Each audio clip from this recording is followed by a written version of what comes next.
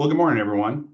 I'm Dr. Eric Schurter with the U.S. Crop Protection Marketing Team, and I serve as our technical lead in our organization.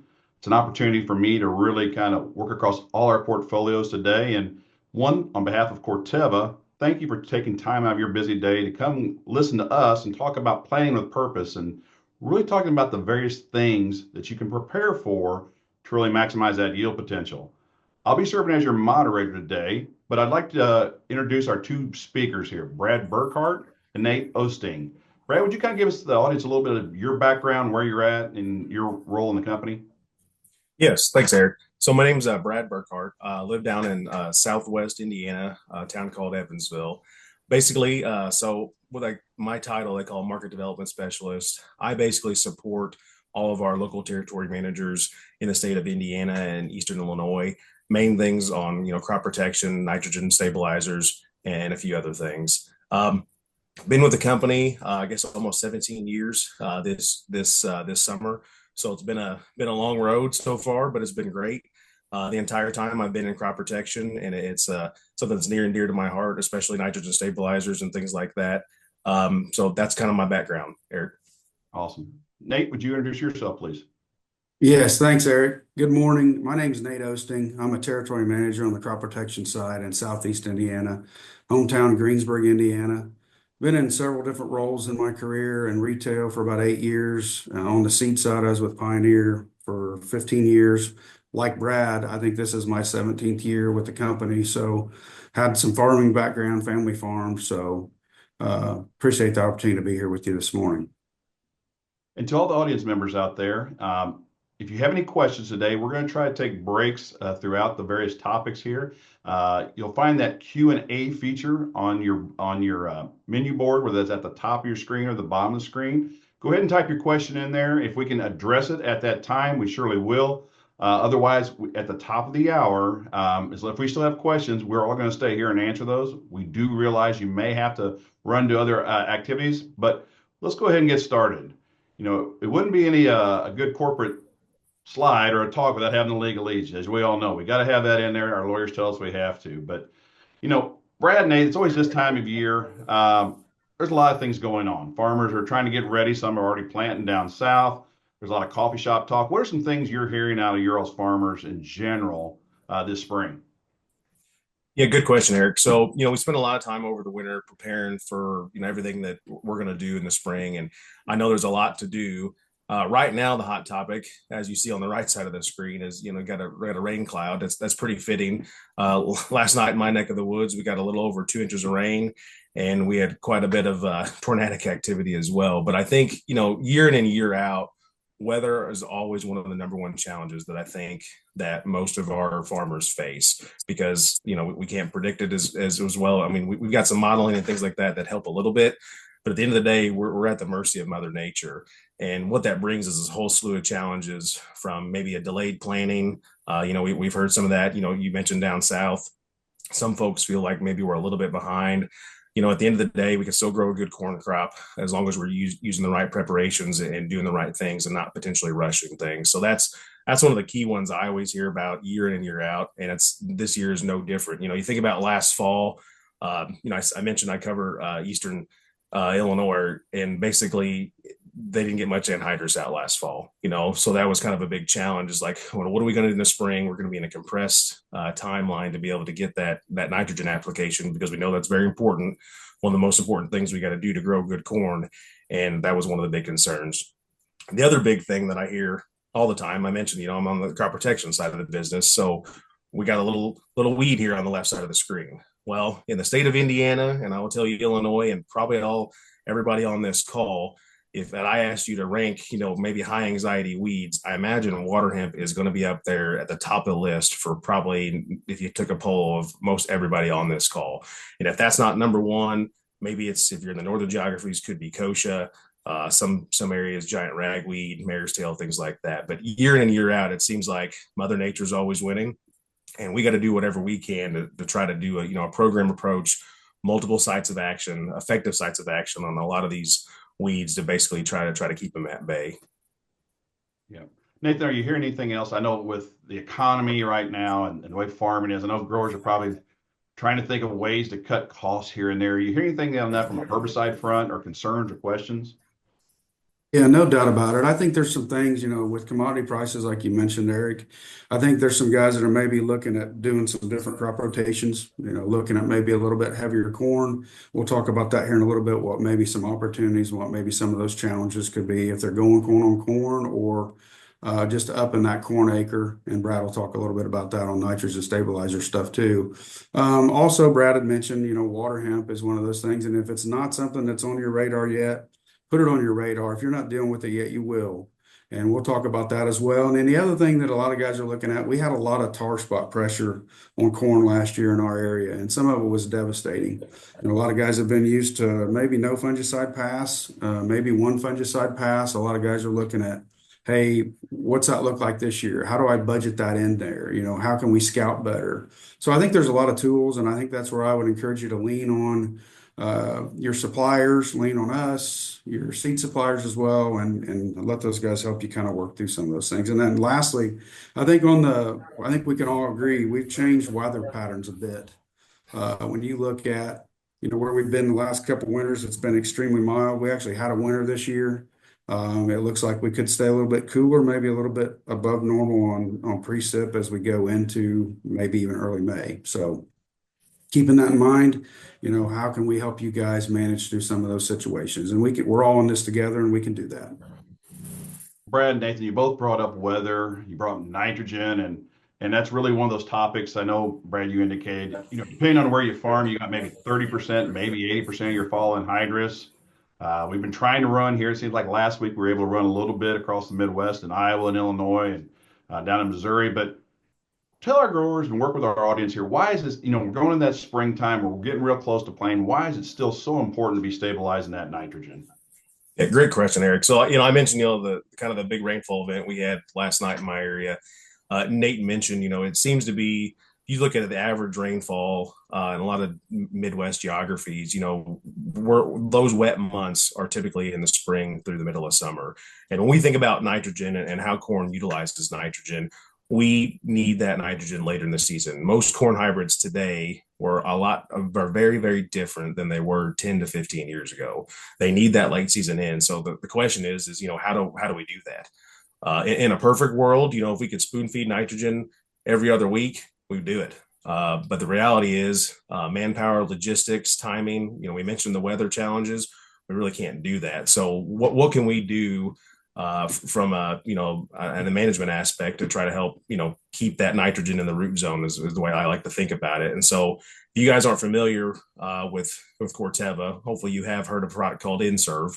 It'll actually be celebrating its 50th birthday, I believe, at the end of this year, which is kind of wild to have a product to be talking about, 50 years later. But I think that goes to show the longevity and the proven performance we've had out of Inserve. So Inserve's active ingredient, is nitropyrin. We also have a product called Instinct that's also nitropyrin. At the end of the day, those products basically keep nitrogen available later in the season. We can get in some of the technical details later if we decide to go there, but that's basically it. But when I think about why it's so important to have that nitrogen there, you think about growing your corn crop. What do you need at the end of the day? One of the main things that drives yield and ROI at the end of the year to get that yield up there is going to be nitrogen. You've got to have water, you've got to have the seed, you got to plant it. But the other thing is it's got to have nitrogen to grow. So if that nitrogen's not there, what are we doing from an aspect? Are we potentially shooting ourselves in the foot by not actually protecting that investment? Because you think about investments on the farm, nitrogen is still one of the top investments cost that you're actually probably spending year in and year out. I get there's fluctuations, but the reality is the nitrogen use rate doesn't change in corn depending on the price of the bushel. So, we mentioned economics earlier. When I think about that, some of the talk was, what are things I could cut this year? And I know there was a little talk for a minute, people like, well, I don't know if I need to put in my nitrogen stabilizer because like Eric mentioned, maybe I may put a fall application out in Illinois, but this year I'm going to be going spring. Well, if you think about how nitrogen is lost and you think about the temperatures of soil and how fast basically you can convert from ammonium to nitrate and you get those big weather events, that's why I still feel like it's very important to be stabilizing nitrogen. Nate, you got anything to add there? Yeah, I would say, to your point, Brad, a lot of research data will show, university data will show that corn uses about 38% of its nitrogen after tassel. And as no, I think we would all agree, our yields just continue to go up, and corn yields are going to continue to stay on that trajectory. They're going to be hungry for nitrogen late. I think when we look at some of the traits and things that are coming, some of the reduced stature corn, we'll be pushing hybrid populations into the 40s, maybe even up to 50,000. What's that going to look like? And I think, having that nitrogen there late is going to be key. You look at so many different forms of nitrogen. We're lucky that we don't have a lot of nitrogen in my area that goes on in the fall, if any. We rely on the Illinois guys to get a lot of that stuff done. It takes a lot of the burden off of some of the supply that we've got. But we do have a lot of guys that still do pre-plant anhydrous a lot. We have some guys that will use UAN, urea, and we'll talk about that here a little bit later. But it is very important. And they were talking with this weather forecast that Brad, in your area, you could get 15 inches of rain over the next 4 days. We're supposed to maybe we could get up to 12 inches of rain. Tell us what that would do to the nitrate that's actually on once it's converted to nitrate, Brad. What's that going to do? Well, I'm glad you brought that up. So, like when you think about your nitrogen applications, basically the moment once you apply nitrogen, it's technically at risk. Like the nitrogen process, the cycle is started. So when we think about using in-serve and instinct, basically we're trying to keep that nitrogen in that ammonium form, so that positively charged form, so it stays bonded to soil. Like Nate mentioned, yeah, in my area, it's forecasted by Sunday we could hit upwards 15 inches of rain in some spots. We put on a lot of UAN and anhydrous here about, well, a little bit last week. And then two weeks before that, we had a lot of nitrogen that had gone out. Soil temps are around 58, 60 degrees right now. So you think about you're on the clock, if you will, if you weren't using in-serve and instinct. And so you get in those conditions where you've got saturated soils for more than 3 to 5 days. We talk about there's two different pathways you lose nitrogen, really, right? You have denitrification, so that's basically going up into the atmosphere. So when you start to bubble off basically nitrogen into the atmosphere, the other main loss pathway though is going to be leaching. So that's below ground. Think about nitrogen running out of your tile lines and things like that. Nobody wants that. So that's one thing that I think you need to be thinking about, and that's why we feel very strongly. We've got we'll talk about a little bit of data here later, but at the end of the day, as far as if you're trying to look at a practice on your farm that maybe you haven't tried to try to help your ROI, I feel like this is one of the easiest spaces that it's a good area to look at, because it's just, to me, it's a no-brainer, but until you've done it, sometimes it's hard to see that. So I always challenge people, if you're on the fence, you're the best steward of your own farm. Put out your own strip trials, put out your own different, research plots, if you will, if you've got the time, and check that at the end of the year and go back and take a look. Because I think what you'll see is consistently we're having those wet springs, and we get a good ROI on our investment. Brad, why don't you go ahead and walk the audience through some of the features and benefits of instinct and in-serve, and then we can get into some of that data y'all were talking about.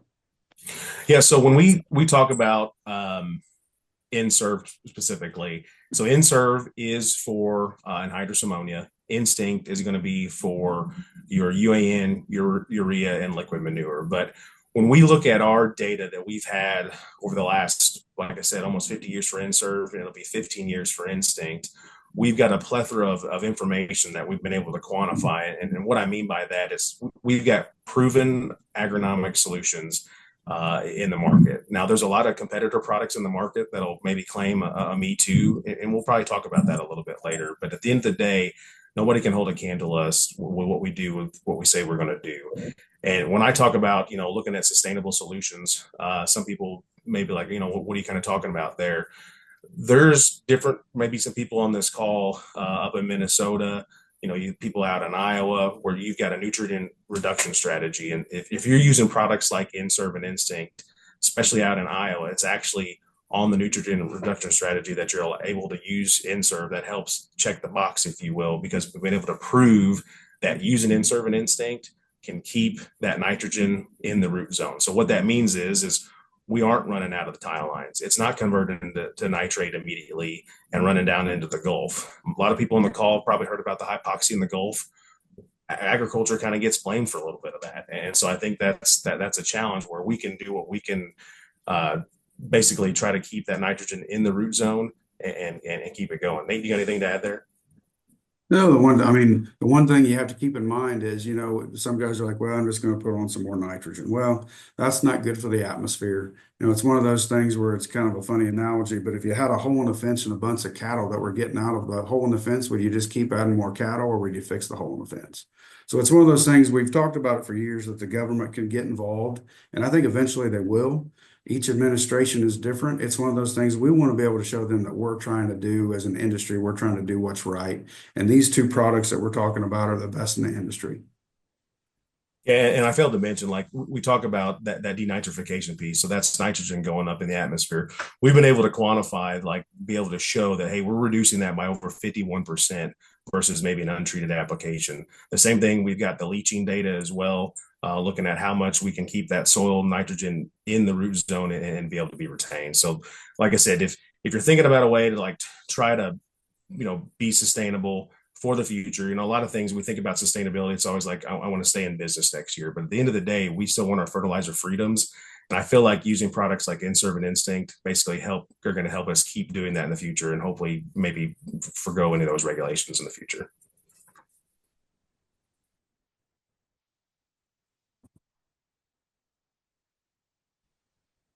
You want to walk us through, Brad, on some of the other agronomics aspects and Yeah. So when we think about nitrogen loss, so I mentioned, two of the pathways for potential loss is that denitrification. So that's going to be when you've got those ponding conditions, you got those saturated soil conditions where you've got those 3 to 5 days. If you think about a 5 day of saturated soil, after 3 days, you basically can lose 10% of nitrogen a day each day after those 3 days. So you think about a 5 day window, you're up to 30% potential nitrogen loss if soil conditions are conducive to that. And we think about the springtime, soil temps are obviously always going to be rising. So that nitrogen cycle is going to be even quicker. So that conversion from ammonium to nitrite to nitrate is going to happen quicker as the soil warms up.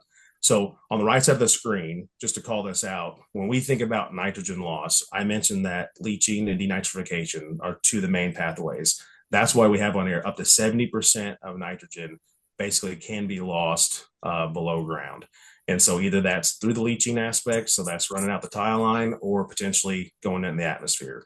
On the left side of the screen, you have basically up to 30% loss that happens above ground. And what that is mainly volatility. So that's more of like, you think about some of those surface applied UAN applications, maybe in those hotter, drier environments where you could have that urease enzyme basically losing that to the atmosphere. The same thing for urea would be one of those concerns. But when I think about, if I'm going down to the local riverboat casino at the end of the year and I'm looking at where I'm going to spend my dollar, where do you think I would land here, folks? And I think if I'm going to spend money, I'm going to go probably that 70% side where I have that potential for loss, and that's where Instinct and Inserve kind of fill that hole. Nate mentioned the cattle on the fence analogy, and I love using that. And I'm going to repeat it again. It's if you're a cattle farmer and you got a hole in the fence, do you go out there and buy more cattle, or do you fix the hole? And so Inserve and Instinct help fix that hole, and that prevents that 70% potential loss below ground.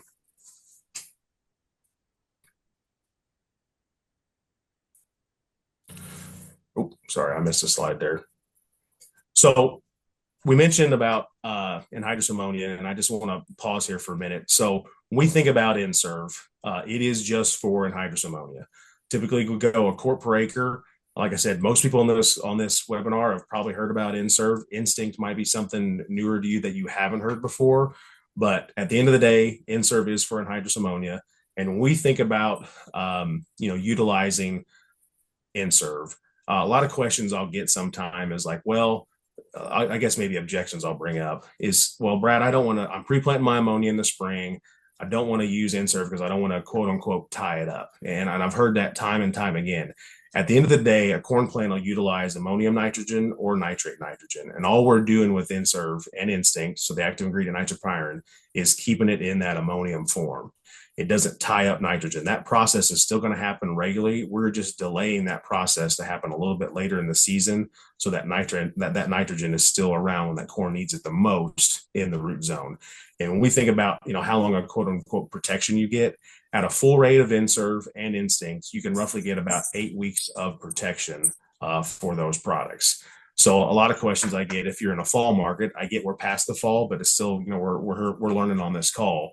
So when we put out our fall applications, you only count the days, basically soil temps above about 50, 55, basically for to get that protection. Once we get below that 50-degree range, we know we're not only not having that activity in the soil to convert that ammonium to nitrate. So that's why we're able to do things in the fall like that.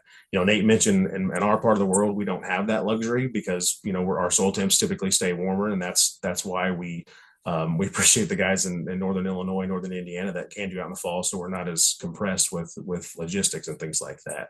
So that's kind of it in a nutshell. Anything to add there, Nate? Yeah, I would say too, we are specifically, the nitropyrin is specifically focused in on the nitrosomonas bacteria. We don't kill it. We don't kill other bacteria. It's very specific. It essentially puts it in a stasis, puts it to sleep.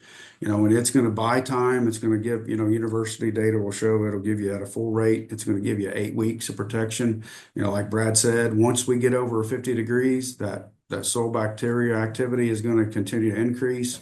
So basically, we're just buying time. And one thing that Brad had mentioned, the corn plant can take it up in the ammonium form or the nitrate form. It actually has to convert it back into the nitrate form back into the ammonium form if it takes it up in the nitrate form. So it's going to use some energy to do that anyway. So a lot of people don't understand, exactly how that's going to work, and that's how it does.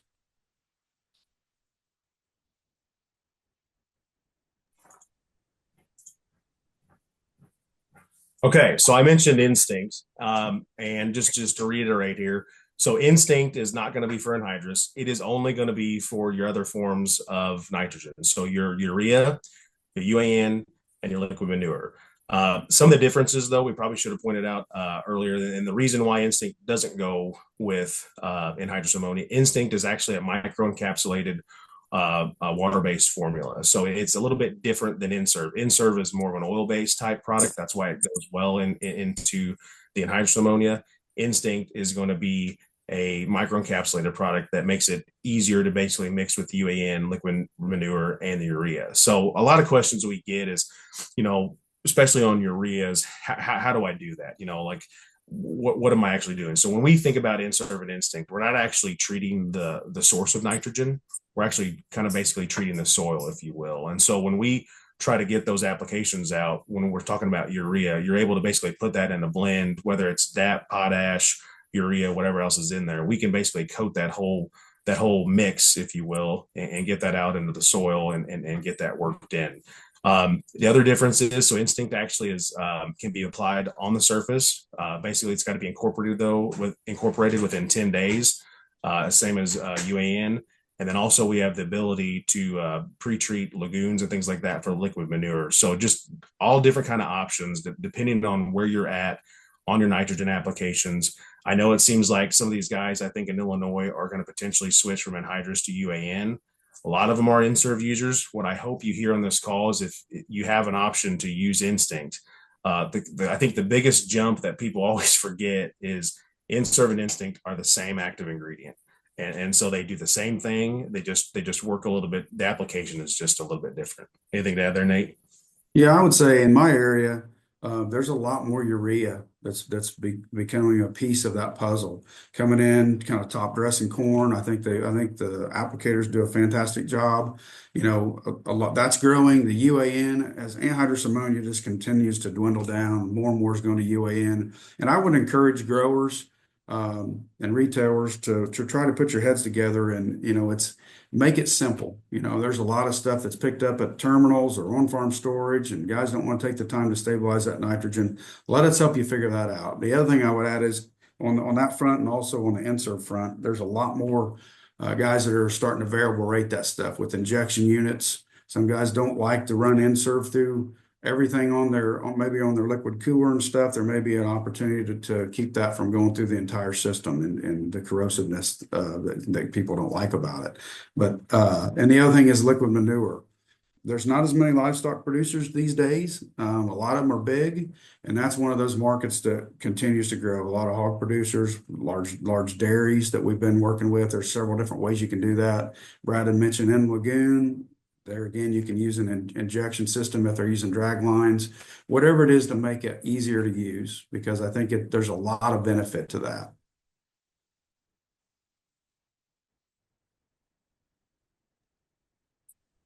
So mentioned earlier that we said we'd bring up a little bit of data, and I think it's always good to point out that we've got a ton of data. Any company you probably work with, it will probably always be able to show you data, but I think this is on-farm data that we have collected over the years. And this is just a quick snapshot at aggregate of the last 2 years, basically. And so if you look at this slide, and I just want to make sure to kind of walk it through because there is kind of a lot going on the slide. So on the left side of the screen, we're talking about fall applied nitrogen. And so what that is a lot of the yield data that we got back was looking at in-serve treated versus untreated, and then also in-serve versus some competitor products like Centuro in the market. And what you'll notice is, I mentioned earlier, I talked about how much we can, keep nitrogen in the soil longer. These samples basically had over 19% more. So you look at the light green bar on the left side of the screen there, it had 19% more nitrogen in them, still in the ammonium form versus the untreated. So what does that actually mean, right? So that means that we are doing what we're saying we're going to do and keep that nitrogen in that ammonium form longer. So therefore later it can convert and basically still be uptake by the corn. When we looked at versus the competitor products, so the dark green bar, so Centuro, which is a common product you may hear on the market, it's a DCD based product. And I will tell you, DCD based products are great. The issue that maybe I have and Nate has is that the concentration is critical. And when you look at nitropyrin molecule, nothing is more effective on keeping nitrogen in the root zone longer than nitropyrin. And so that's why we get a lot of comparisons to Centuro DCD type products. If you look at the bottom of the chart, basically that's an aggregate average of all the different fall applied results. And what it resulted was against the competitor Centuro, we consistently beat them by over 4 bushels versus theirs, which equated to about $16 an acre. Moving on to the middle of the screen, looking at spring applied nitrogen. So this is with Instinct. Same thing kind of held true. So 11%, looking at that green bar, 11% of nitrogen, 11% of the ammonium was still in the ammonium form on the Instinct versus the untreated. And the same thing holds true with the competitor products. A lot of them DCD based, some others are calcium, things like that. We were over 12% still in the ammonium form versus the competition. And what that ultimately correlated to at the end of the year was over an 8 bushel yield advantage, which equated to about $32 an acre. And the last piece, which I get tons and tons of questions being in Indiana, because a lot of our nitrogen applications are moving more to that side dress application. And I saw a question in the chat, basically, how long does in-serve and Instinct keep that nitrogen in the ammonium form? And so it depends on the rate. It's kind of rate dependent, but that's why we have the rates set where they're at. And on average, it's a 6 to 8 week roughly is how long it'll keep it in that ammonium form. And so that's what it is. So when we think about side dress applications, some people may be thinking, well, everybody's definition of side dress is a little bit different. We've got some people that are row and go, they call that side dress. Other people, we're talking probably V3, V4, maybe V5. And so depending on that timing, we're probably going to potentially adjust the rate with in-serve Instinct.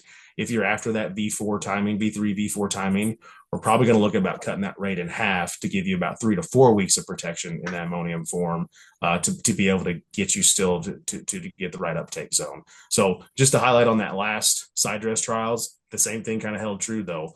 11% more ammonium was in our samples versus the untreated, and then 12% more in the ammonium form than the competitor products, which correlated to about a 5 bushel advantage and over $20 an acre. Anything I missed there, Nate? Nope, I don't think so. Okay. All right. Well, Brad, Nate, Cool. great Yeah, go points to ahead. think about. We still have time. There's still time for farmers are still applying. If you want to get a greater ROI, there's no better way to do it, easier way than an Instinct in with that applications or insert for that spring applications of anhydrous. Nate, when it comes down to it, though, probably the next sequence of activities is usually that corn herbicide program, whether you're putting it down in a burn down, you're putting it pre-emerge. You want to walk the audience through a little bit of how we're looking at a program approach and why it's so important. Absolutely. So when you look at, like Brad mentioned earlier, one of the main weed species that we deal with is water hemp. We still deal with a lot of giant ragweed pressure, and the only way we win that battle is using a layered residual approach, and that's on corn, on soybeans. And so I was just going to run through real quick kind of what our offer looks like, and then we can talk about that a little bit later as well as how we continue to use those different modes of action. So when you look at, and we'll talk a little bit here later about some of the new traits that are coming on with the Enlist opportunity over top of corn with some other products as well. And starting, if guys are burning down, there's some good options there with Enlist One, no plant back restrictions there. And then looking at some of our base products, our Full Time, which is an encapsulated acetochlor, Keystone, which is another acetochlor atrazine product, and then our Resicor brands, which we'll talk about one of our newer products here in just a little bit, are really good base products. We'll have some of those guys that will split those up where I'll use them in maybe a 2-pass program, split Resicor Rev Up or Resicor, even old Resicor Up. Sure Start has been one of those that's been around for a long time, brings in another mode of action there with Python. So, and then coming back with some of our key products there on the post side, and we're really excited about a product I'll talk about here in just a little bit in Cairo. And I mentioned Full Time being an encapsulated acetochlor brings a lot more of that safety that we can actually tank mix it with Cairo if you wanted to, or Realm Q, some of those products that have been around. We've had a lot of products that, and a lot of others in the industry that use Meso, Trione in some of those products like Resicor. I'll talk about some of the advantages of having Cairo in that mix as well. And then lastly, I mentioned, the Enlist system on corn, and we'll talk a little bit about how we use that system maybe moving forward. Anything you want to add, Brad? No, I think you covered it, Nate, and we'll get into it on a couple next slides. So Resicor Rev. So Resicor, that brand has been around for several years. We've had different formulations, and I can tell you we continue to get better as we reformulate things. And so when you look at Resicor Rev, it's proven that the products that are in Resicor brands, the encapsulated acetochlor, clopyralid, which would be your stinger piece, and then mesotrione, Callisto.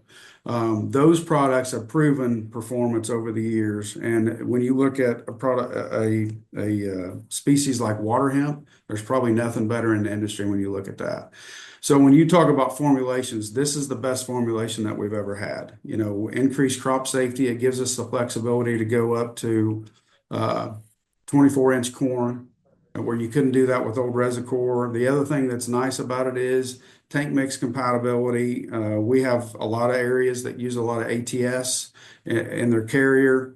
Old Resicor, that would have been a challenge unless you could use some compatibility agents. It goes right into suspension with Resicor Rev, and we've tried to break that, and it works extremely well. And I mentioned the wider application window versus something like a Realm Q, where you're cut off with the rim sulfuron up the V6, whereas you can go up to 24-inch corn with Resicor Rev.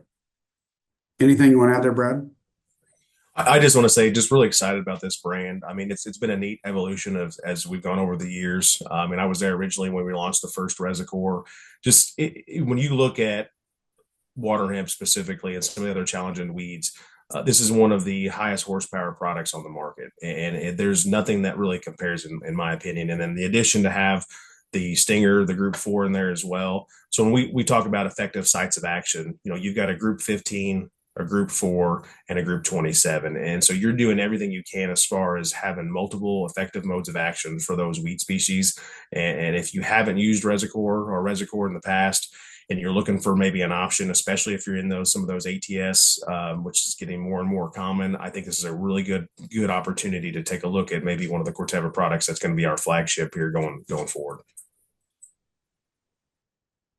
The next new one I'm extremely excited about is Cairo. Cairo is a post-only product. So it's extremely safe. It's an encapsulated acetylchlor. It has your clopyralid, your stinger piece in there, Brad had mentioned, and I mentioned earlier.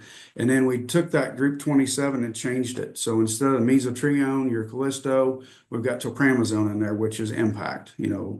Same group 27. The thing that it gives you is a little more flexibility with grass control. We've got some acres that are still in there that are seed corn acres, popcorn acres, waxy acres, some non-GMO stuff that you can use the 60-ounce rate and have enough tropramazone in there to really have some really effective grass control.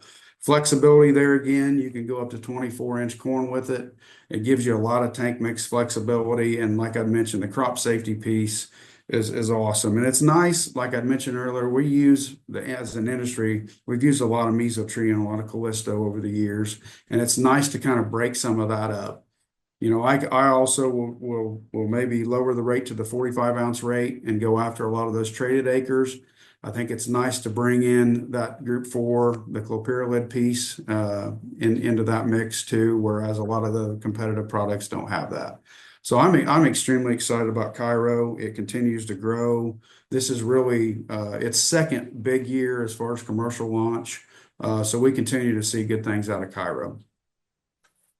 Yeah, and I'll just echo, just since we've launched this product, just a lot of interest, especially in the seed corn markets, popcorn markets, things like that. But it can fit a variety of different acres, and having that rate range flexibility, depending on how much active ingredient you want, and having those once again 3 effective modes of action out there, I think make it really really strong option for corn. So we talked about the Enlist herbicide tolerance on corn. So, that trait technology with above ground and below ground insect technology that they've got is going to be one of the most robust trait offerings on the market. So you have your glyphosate tolerance, your Liberty tolerance, which has been in most of the seed brands and some of the base genetics. You also have the Enlist, the 2,4-D choline tolerance that we mentioned, and then you also have FOP tolerance.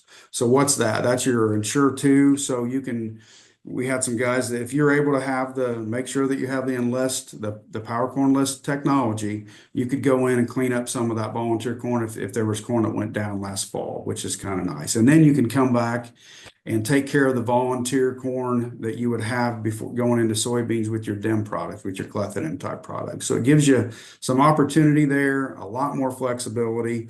And it's one of those things where there's a lot of dicamba. Dicamba has been a great product, and it sucks that it's one of those things that it's got a black eye in the industry a little bit. There's still a lot of it that goes over the top of corn, and some guys don't want to take that chance.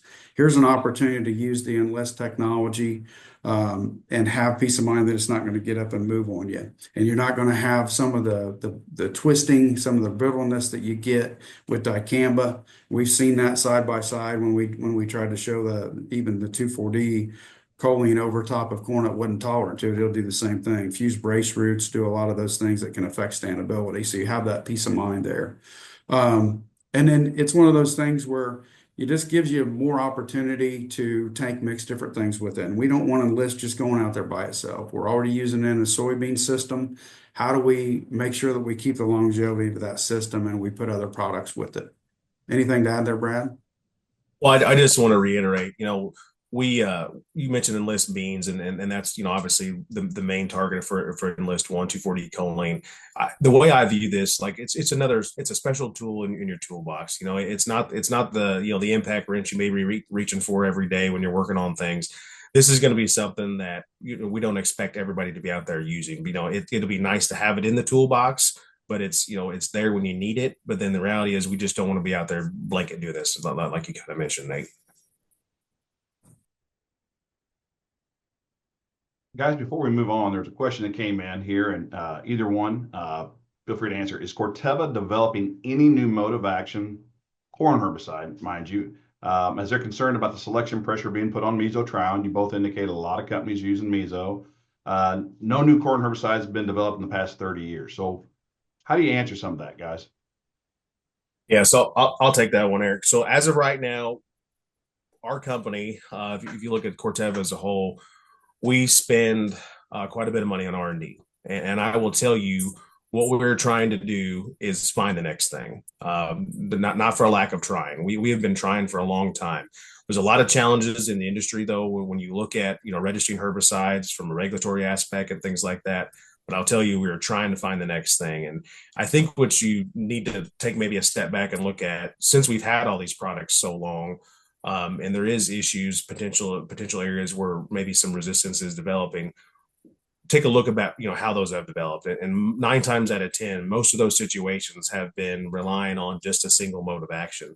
There's a lot of data to support if you've got at least 2.5 sites of action in that application, you're basically 83 times less likely to develop a resistance issue over time. That's why we built these products with multiple modes of action. I forgot to mention Cairo is actually the first of its kind to have all three of those modes together in one premix, having that impact tropamazone piece in there along with the stinger and the acetochlor.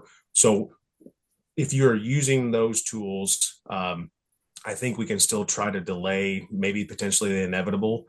But if you're in an area, like Nate said, that has been heavy on maybe the mesotrione premixes, or you've been using a lot of just Callisto posts in some of your programs, looking at a product like Cairo, there's some data to support at a lot of land grant universities on certain water hemp populations where maybe Callisto wasn't being as effective, whereas tropamazone was.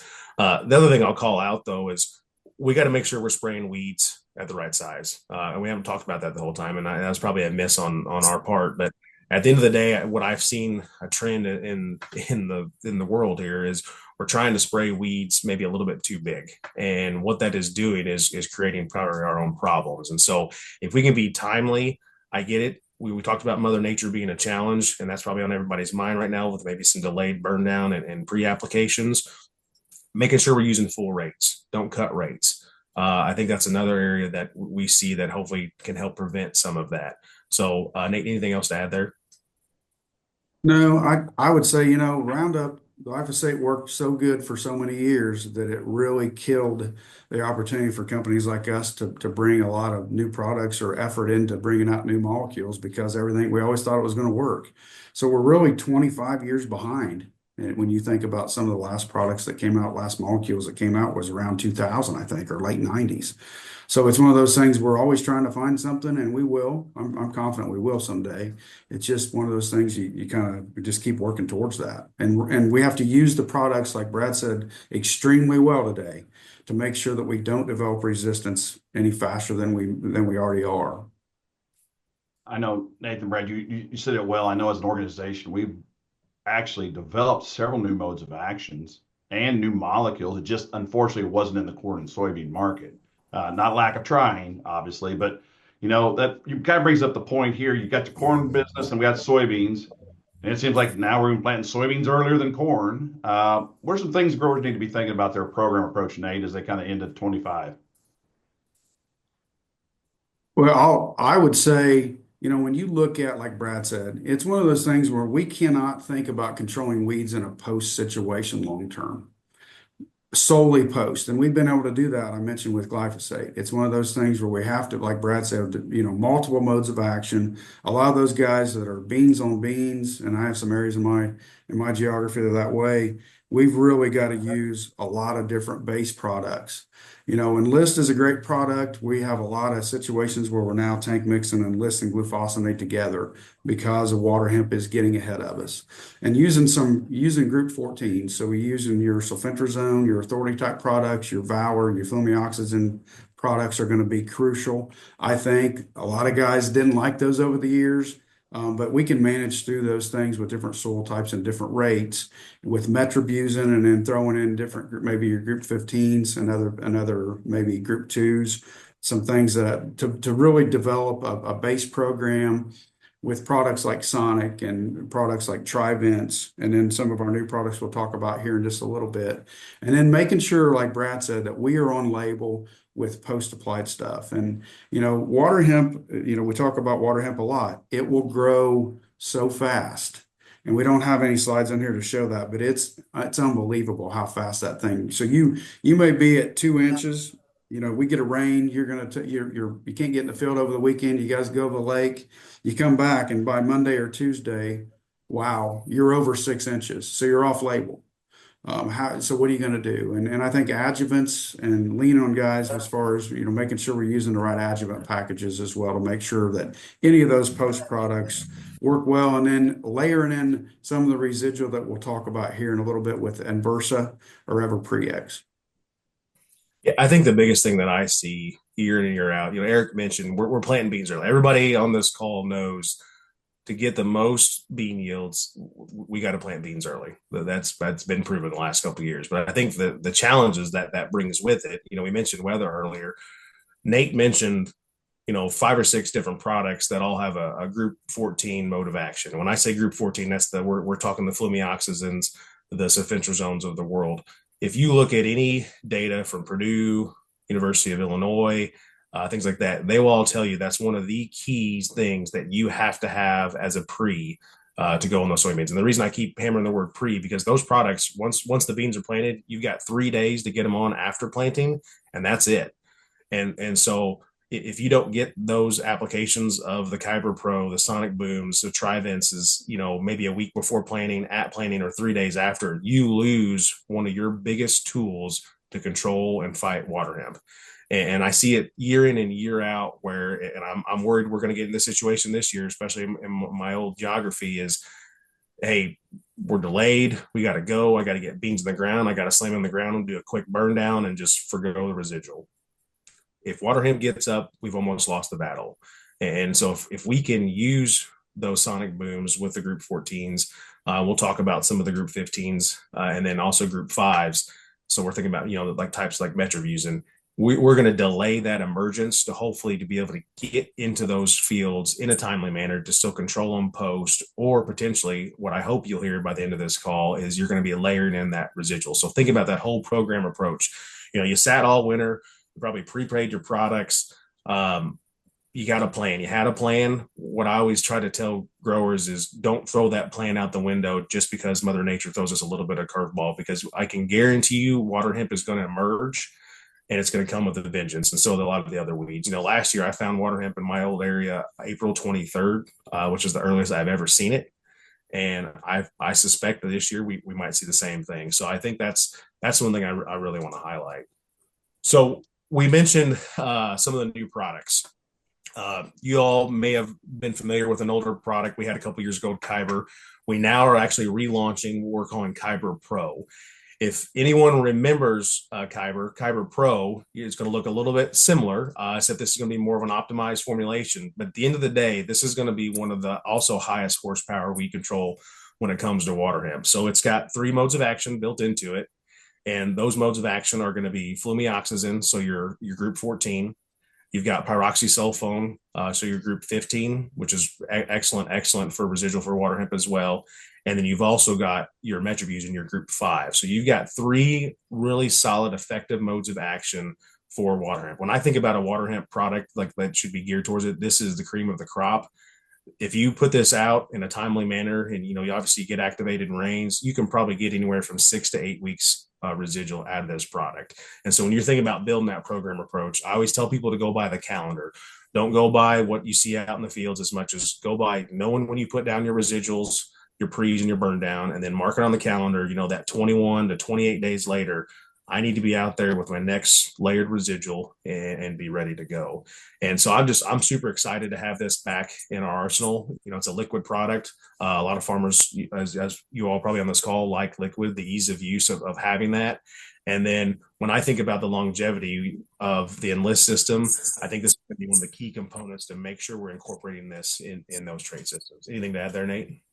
Yeah, a couple things. You had mentioned peroxysulfone. I really like the Zidua, the trade name Zidua. I really like Zidua up front because it's less water soluble. It's going to last longer than a lot of your other group 15s but it takes 3/4 of an inch of rainfall to activate. The other thing that I like about this flexibility with this product versus your authority sulfentrazone type product is at a pint rate. We have a lot of guys that don't want to have to worry about flushing out on burn down and stuff. You got a 7-day plant back to corn with that Valor label versus sulfentrazone at a pint rate. So that gives you a little more flexibility as well there. And this is a Cadillac program. If you're going after water hemp and you want something that's easy and a formulation that works well, you're not going to find anything better than this that's in one package in the market. So we covered Kyber Pro. Just want to also highlight another new product that you guys may or may not have heard about. So we launched Kyber Pro this season. There's going to be pretty limited supply out there, but there will be some. The other product you may hear is a product called Sonic Boom. And what it is, it's going to be a two mode of action product that's built around sulfentrazone. So that another Group 14 authority type product, but also it's going to be a tank mix, or not tank mix. It'll have in the formulation metribuzin. So got dual mode of action, two effective sites of action for water hemp. And I think it's going to give you a really good, strong pre-start. If somebody doesn't want to buy the Cadillac, this is maybe the Chevy. Okay. That's just what we'll call this. Still very effective weed control, but you're not going to maybe have as long as residual as the Kyber Pro, but still going to give you about 4 to 6 weeks. But I'm excited to have this because not every area can be a Kyber Pro acre. We get it, and so that's why it's nice at Corteva. We've kind of got brand lighters, if you will, to be able to fit in where it makes sense from an ROI standpoint. But if you look at any data coming out of University of Illinois right now, Aaron Hager is always talking about metribuzin, and so if you look at the rate of metribuzin that's in this product, I'm pretty excited about it because it's got a little bit higher rate than we've had, I guess, in the past for some of our tank mix. And the uniqueness of this product, the way it's been formulated, it's got a co-crystal, and so we should see some pretty neat attributes as far as efficacy on weed control as well as crop safety. So for me and my old geography down in southern Indiana, southern Illinois, I think the folks down there are really excited about this product because it's going to fit a lot of those acres that maybe we haven't had a fit for in the past. One thing I want to mention on the Group 14 aspect, and I mentioned before, but just a reminder, all these products have to go on pre-plant or after 3 days after planting. If your soybeans get up and you spray these products, you will have injury and have issues. So I just want to make sure to highlight that. And we'll always say, Eric had the legalese slide earlier.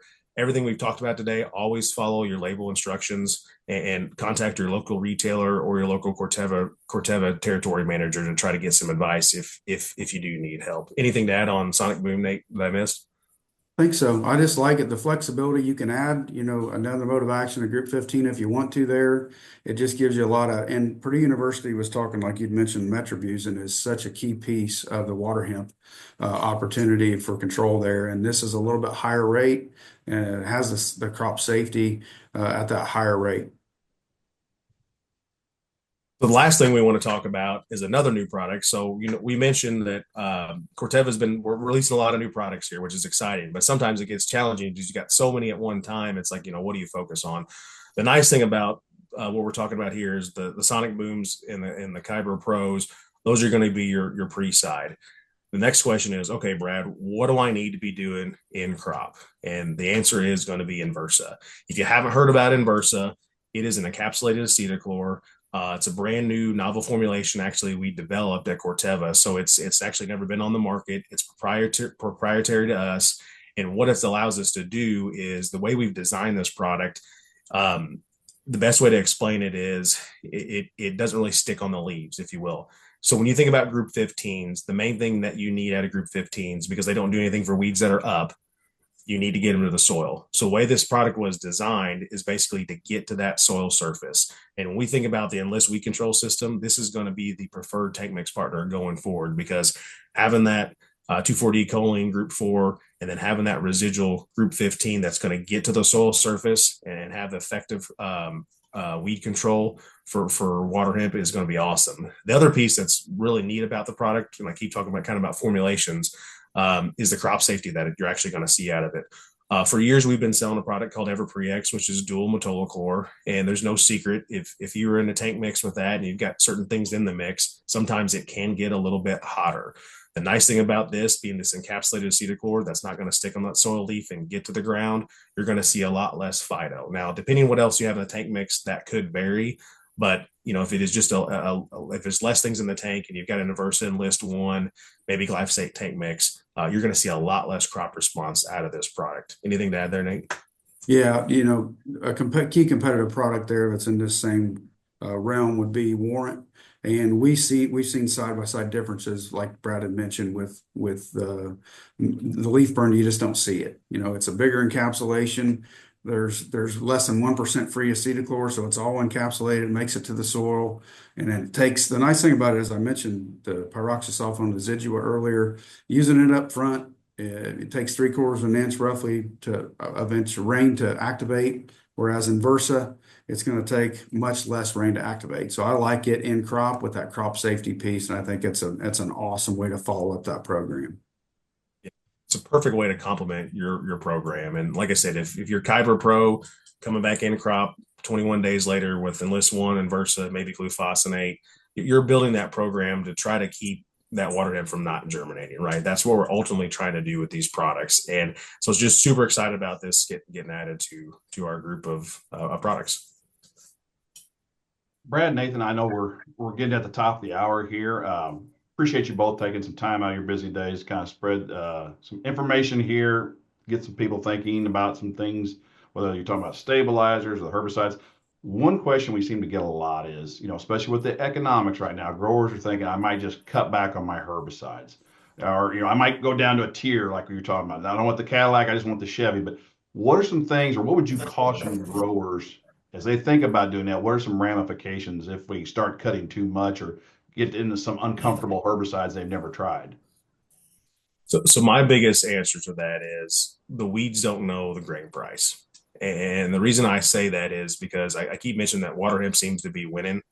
And at the end of the day, if we start cutting rates or maybe not using enough modes of action in there, are you setting yourself up to have potential issues? You think about water hemp, it can put anywhere from 350 to 750,000 seeds per plant. You have a few escapes in the field.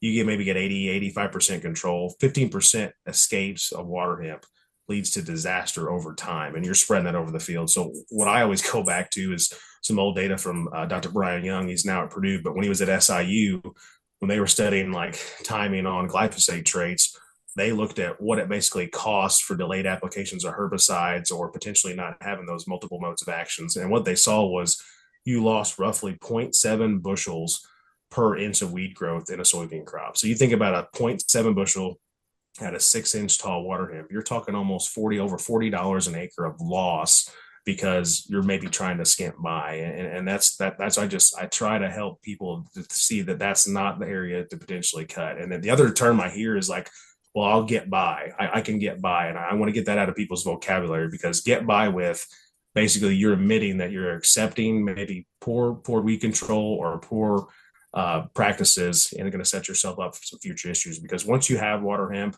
or maybe even you're in pockets that have palmer, it is a true big yield drag, and that's not what we want to do. Anything to add there, Nate? Yeah, I mean, I'd mentioned earlier, Enlist by itself, Liberty by themselves in the future, you go out west, that they won't do it by themselves. So that's proving the fact that we can't control it in a post situation. Water hemp is going to win the battle.